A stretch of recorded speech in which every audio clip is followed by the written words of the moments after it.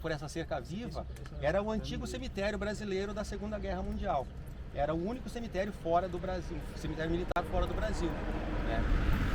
Em 1960 foram transportados os corpos que estavam aqui, dos nossos heróis, para o aterro militar, para o aterro do Flamengo, no Monumento Militar da Segunda Guerra, lá no Rio de Janeiro. Aqui estavam 465 mortos da Segunda Guerra Mundial, que são nossos heróis. O nome de todos eles está lá no nosso muro da memória, lá ao fundo. Né? A gente vê muito sobrenome italiano, sobrenome alemão, sobrenome polonês, sobrenome hebreu, né? Até japonês a gente vê ali. Que eram os que eram voluntários para vir para a guerra.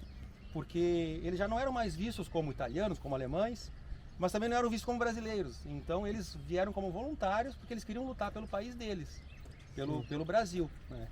Então a gente vê muito desses nomes ali entre os mortos durante os combates.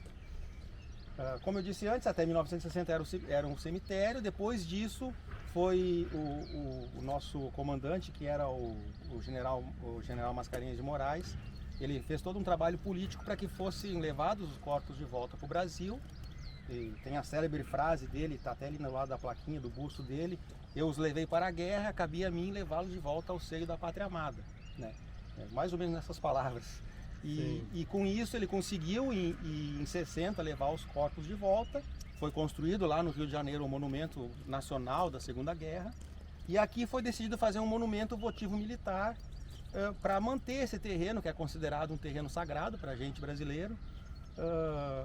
Manter a memória desses heróis que aqui combateram e aqui trouxeram esses ideais de liberdade e de democracia. O monumento é uma grande cruz, a entrada é em pedra, seria o corpo da cruz, digamos assim, com a entrada em pedra, em mármore travertino italiano. Os braços da cruz lá, a retaguarda, são em verde, simbolizando a esperança. A entrada é em pedra, simbolizando toda a dificuldade de trazer 25.334 homens para cá, em 44, mas também as dificuldades da guerra, do frio de menos 20 graus Celsius, que eles enfrentaram de 44 para 45, foi um dos invernos mais cruéis do século. 1,5 metro de neve, as dificuldades do combate, porque era um material novo, era armamento novo, era uma doutrina nova, o exército vinha de uma doutrina francesa e mudou para a doutrina americana, porque a Força Expedicionária Brasileira fazia parte do 5th Army, o 5º Exército Americano. Era uma divisão do 5º Exército Americano. Uma divisão tem mais ou menos 40 mil homens no combate. 10 mil eram brasileiros. Né? Nós éramos 25 mil, como eu falei antes, brasileiros, mas assim, 10 mil na frente no fronte de batalha, que são essas montanhas da nossa retaguarda, é justamente a linha gótica, é ali onde eles combateram. E 10 mil ficavam em reserva lá em Stafford, próximo de Pisa, e 5 mil eram serviços administrativos. Pagamento, manutenção de viatura, manutenção de armamento, comunicações, correios, alimentação e por aí vai, pelotão de sepultamento, tudo isso faz parte da guerra, mas não é o cara que está direto lá no combate. Então nós tínhamos 5 mil homens que faziam todo esse trabalho. Eles que eram 25 mil homens. Continuando aqui, falando do monumento, eu falei uma grande cruz.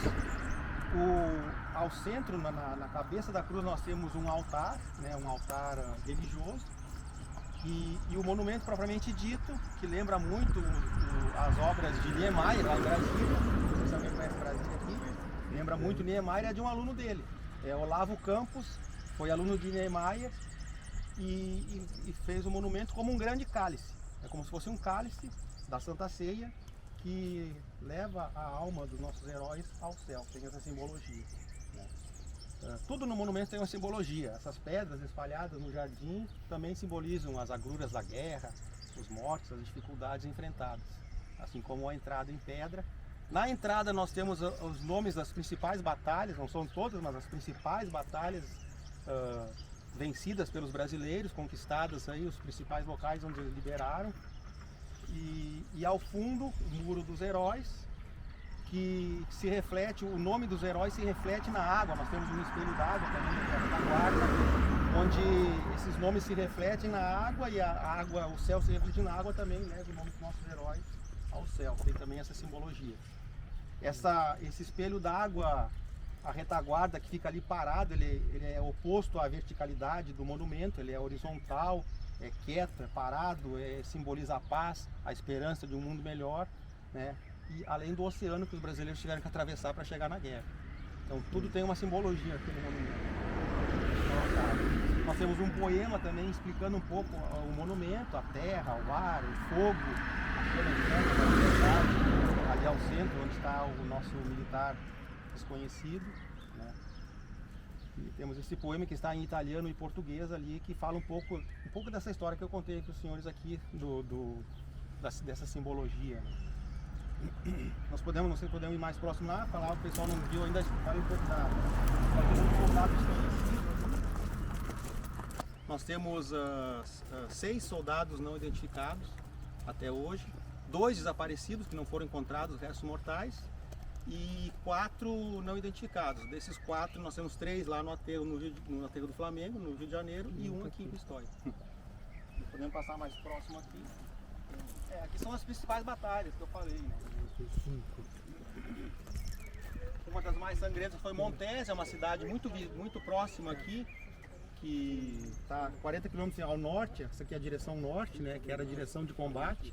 Eles tinham que atravessar a linha gótica para chegar em Bolonha, né? Para chegar. O mote de guerra na época era Bolonha antes do Natal, né? Só que não chegaram, só chegaram em Bolonha em fevereiro. Os alemães fizeram muito bem aí a defensiva. Soca, uma outra cidade foi liberada. Tem as datas que foi a liberação da cidade. Fornovo e Colex são 2 cidades também diferenciadas, porque não teve combate aqui, mas teve foi um acontecimento ímpar na guerra, que foi a rendição de uma divisão inteira alemã para um exército, no caso para os brasileiros. E em Coléquio, em Fornovo foi negociado, e em Coléquio foi onde foi o campo, onde foi reunido todo esse pessoal. Foram quase 15 mil soldados alemães, mais de 10 mil animais, uma quantidade enorme de viaturas, armamento incontável também, que foi sem disparar um tiro. Os brasileiros conseguiram fazer uma manobra de englobar essa tropa que estava tentando se retirar já em direção aos Alpes, né? Isso aqui são os Apeninos, né? Depois dos Apeninos nós temos uma grande parte plana no norte da Itália, que é a Pianura Padana. Ali não teria combate, os alemães não teriam como combater ali, eles teriam que chegar nos Alpes, lá no norte da Itália. Então eles estavam se retirando já para essa região dos Alpes e foram embolsados em Fornovo e Coléquio, e foi presa uma divisão alemã e uma divisão italiana ainda fascista do exército de Mussolini. É um feito ímpar na Segunda Guerra, ninguém fez isso, ninguém conseguiu render uma divisão, 2 divisões inteiras, né? E os brasileiros fizeram. Então o Mussolini foi deposto, né, pela população, foi, teoricamente, né? Sim, foi inclusive morto depois, né? Foi pendurado? Foi morto e pendurado de cabeça para baixo, no lado da amante, lá em Milano, né? Mulher, tudo. Sim. A população se revoltou. Sim, Nós estávamos falando do soldado desconhecido, né? O soldado desconhecido foi encontrado em Montese, essa cidade onde teve esses combates mais sangrentos, em 67. Em 6 de junho de 66 foi inaugurado esse monumento, né? 66. Nessa inauguração, um senhor italiano disse: eu sei onde tem um brasileiro enterrado. Enterrado não, foi jogado numa grota ali, num buraco, né? E aí o primeiro guardião, que era o senhor Miguel Pereira, que era um pracinha, era um soldado da Força Expedicionária, quis saber melhor essa história. Ele disse, não, eu vi quando jogaram o corpo ali, eu fui lá e retirei o relógio e os coturnos e troquei por comida. Eu nunca falei nada porque eu tinha medo de ser preso. Daí ele indicou o local mais ou menos onde esse militar estava, e depois de alguma pesquisa, alguma procura ali, foi encontrado realmente um corpo, e pelos botões da farda que ele tinha os botões, tinha o Cruzeiro do Sul, foi identificado que era um soldado brasileiro realmente. E continua aqui enterrado aqui hoje como um símbolo de paz, como um símbolo de esperança, para que não retorne aqueles horrores da guerra. Quase 20 anos depois. 22, 23 anos depois do final da guerra ele foi encontrado. Ali o muro, como eu já falei, né? Além disso nós temos um pequeno museu, não chega nem a ser um museu, é um material de amostra que nós temos ali, alguma coisa que a gente recebeu em doação. Você pode passar ali e dar uma olhada também. Voltando a falar de Fornovo e Collet, que é uma história interessante ali, na rendição, né, dessa divisão alemã, é que eles não aceitavam se render para americanos, franceses ou ingleses. Eles só aceitavam se render para brasileiros. Por que isso? Porque o brasileiro já tinha uma fama que tratava muito bem a população, que tratava muito bem os seus prisioneiros, que atendia com medicamentos, com tratamento os prisioneiros feridos. Então eles não aceitavam se render para outro exército que não fosse os brasileiros.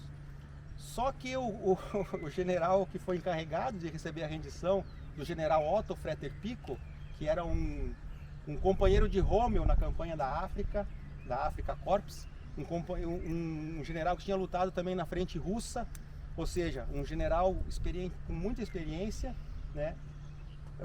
Quando esse general soube que tinha que se entregar para o general brasileiro Franconier, ele não aceitou, porque ele achava que era um francês. Porque Franconier parece um nome francês, né? Aí os tradutores entraram no trabalho de explicar, não, Franconier é um general brasileiro e tal, tem origem talvez lá atrás na França, mas é um brasileiro. Aí foi resolvido o problema, acabou se entregando. O meu era meio... Não, era de origem francesa, Franconier era de origem francesa. O Rommel era alemão, era o general alemão, era colega de Otto Fretter Pico, que era o comandante da 148 Divisão Alemã, que era essa divisão que se entregou para os brasileiros, né? Como eu disse, foram mais de 15 mil homens aí. A gente tem alguns jornalistas no Brasil que tentam, não digo denegrir, mas assim, diminuir os feitos do Brasil na Segunda Guerra, dizendo que o Brasil só enfrentou soldado alemão jovem, cansado, que não queria mais lutar. Mas quando a gente vê um caso assim, né, em Fornovo, Collet, um general que combateu ao lado de Rommel, veterano da África Corps, veterano da campanha na Rússia, eram homens com muita experiência. Sim, eles podiam ter comandados que eram mais jovens, que eram inexperientes, mas as cabeças pensantes, quem preparava a manobra, quem fazia toda a estratégia de guerra, eram homens bem experientes, né? E o Brasil enfrentou esse tipo de inimigo. O melhor preparado, com o melhor material, com melhor estratégia do que existia no mundo na época. Então, a gente fica triste quando a gente vê algumas, às vezes até baseado em alguns documentos equivocados, né?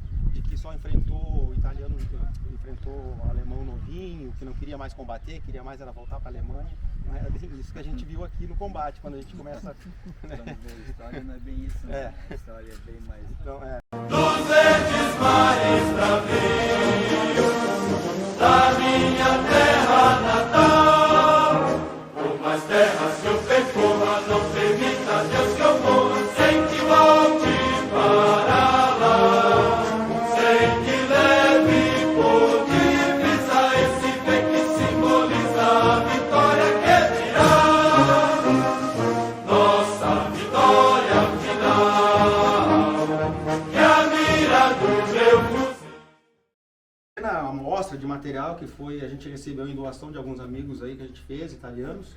Aquele material naquela primeira estante é material encontrado no depósito de pessoal lá em Stafford, perto de Pisa, onde ficava aqueles 15 mil homens que eu falei, né? Então ali como era uma área de treinamento, uma área de descanso também, quando havia aquele rodízio das tropas, muito desse material foi encontrado ali, nessa área. Hoje ela é uma reserva florestal que é administrada pelos Carabinieri e esse material é encontrado assim, em umas condições não muito boas, porque o militar, quando ele abandona um local, a tendência é deixar o local limpo. Primeiro, para não deixar a pista para o inimigo, e segundo, para deixar o local limpo mesmo, não deixar tudo sujo, espalhado. Então, cava um buraco, joga tudo dentro e bota fogo. Então, nós vemos os saquinhos de café, de chá, de açúcar, ao fundo meio queimados, nós vimos pentes ali meio derretido, né? Porque esse material foi encontrado justamente nessas condições, um buraco onde tinha sido botado fogo, né? Algumas das plaquetas de peças de uniforme também naquela prateleira de cima. Mais embaixo nós temos peças de material que foi usado para treinamento, granada, munição, morteiros. E bem embaixo nós temos ao fundo as garrafas maiores, são garrafas de cerveja, uma lata de ração, que se vê nitidamente que o militar colocou a baioneta e torceu, né, para tirar o que tinha dentro, uma ervilha, um milho, não sei, uma carne, que a carne era brasileira, que vinha para a guerra aqui. Né? Então a cerveja, a lata de ração, os vidrinhos menores eram vidros de tinta, que eles usavam para escrever cartas para a namorada, para a mãe, para a família. Né? Essas são tampas de caixa de material. Como o brasileiro não, até hoje, poucos brasileiros falam inglês, né? Como eu falei, a divisão fazia parte do exército americano, então era escrito em português na tampa da caixa, que o cara chegava cansado da guerra ali, 2, 3 noites em combate, tinha que fazer o ressuprimento, ele pegava rapidamente o que precisava, sem estar lendo em inglês, sem estar tentando adivinhar o que estava dentro. Essa é uma foto do cemitério aqui, desse mesmo espaço que a gente viu aqui, ali fora. Todo esse espaço aqui, na realidade, né? Com as 465 cruzes, né? É uma foto de 58, ou seja, 2 anos antes do início da construção do monumento. Começou em 60 e foi inaugurado em 66. Foram enterrados um a um? Sim, eram covas individuais. Existem alguns cemitérios alemães aqui na Itália que têm até 20 corpos em uma cova. Aqui não, aqui era individual. Né? Que tem um cemitério que tem 20 mil alemães enterrados, para ter uma ideia. Quase a força expedicionária toda nossa. Morreu muita gente na Segunda Guerra. O capacete é um capacete alemão encontrado aqui atrás, nas montanhas também, com detector de metais. Né? Aqui nós temos a cobra fumando, que era o símbolo da Força Expedicionária Brasileira, era a cobra fumando, né? Fazia parte do 5th Army, o 5º Exército, como eu falei. Era uma divisão do 5th Army, né? E ali naquela revista que é de 45, nós temos ali o general Mark Clark, que era o comandante desse exército americano, condecorando um soldado brasileiro. No braço dele a gente vê esse mesmo símbolo aí no braço dele lá, o 5th Army. Né? Aqui a pinha, ó. A pinha produziu, só que é xoxinha. Aqui nós temos alguns capacetes também, um material de comunicação que era usado nos carros de combate. O capacete é americano, né? Não era produzido no Brasil. Aquele é um capacete, o soldado escreveu até o nome dele, Medeiros. São coisas originais da guerra. Na outra prateleira lá nós temos algum material produzido pelo Brasil também, lá atrás. Que 70% do material era feito pelos americanos, mas 30% mais ou menos era feito no Brasil. Copiado dos americanos, era feito no Brasil. Na fivela do cinto está escrito EUB, Estados Unidos do Brasil. Então, este uniforme lá era... Esse é o uniforme original, também brasileiro. Foi usado por um pracinha.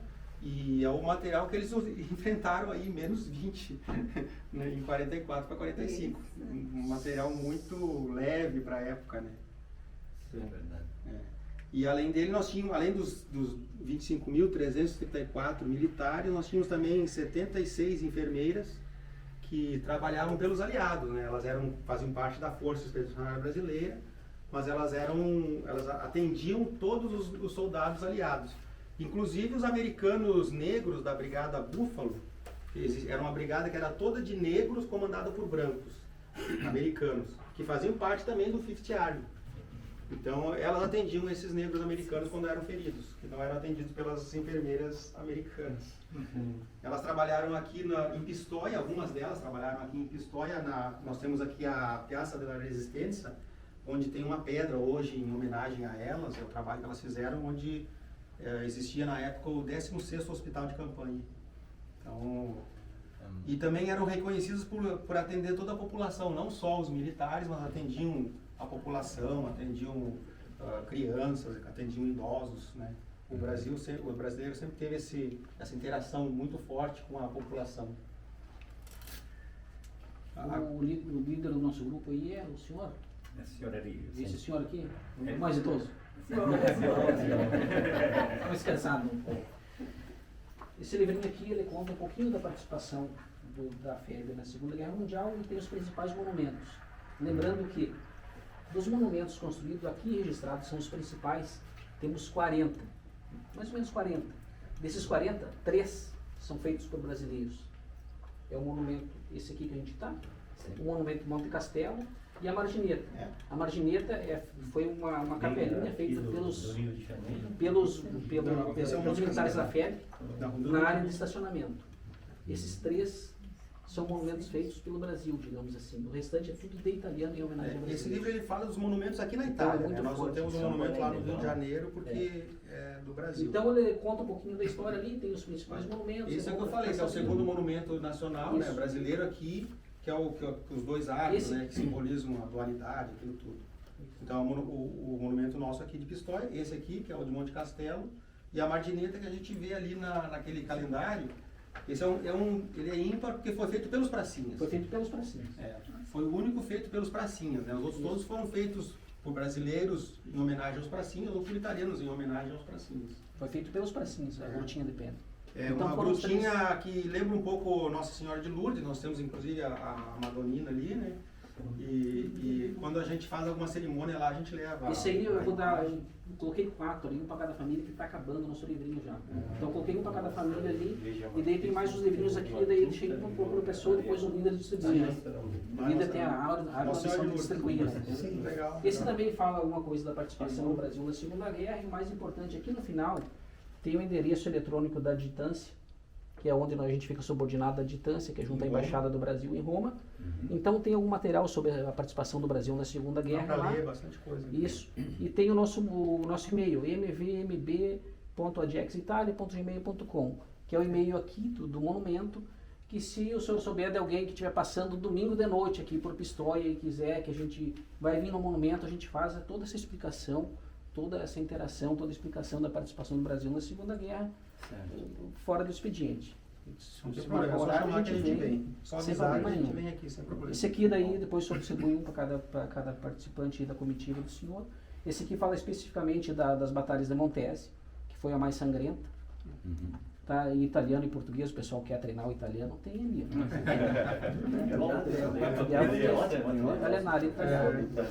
Isso aqui... Até para fazer umas aulas dessas. Ai, se tivesse um cartão para cada um. Eu sei que a gente não usa mais, né, também desusa, mas o exército é bem conservador, então...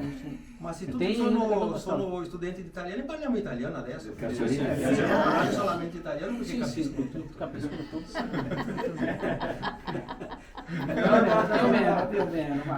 Capisce, ma non riesce a parlare ancora. È come mia moglie está in questa situazione. Capisce tutto ma non parla.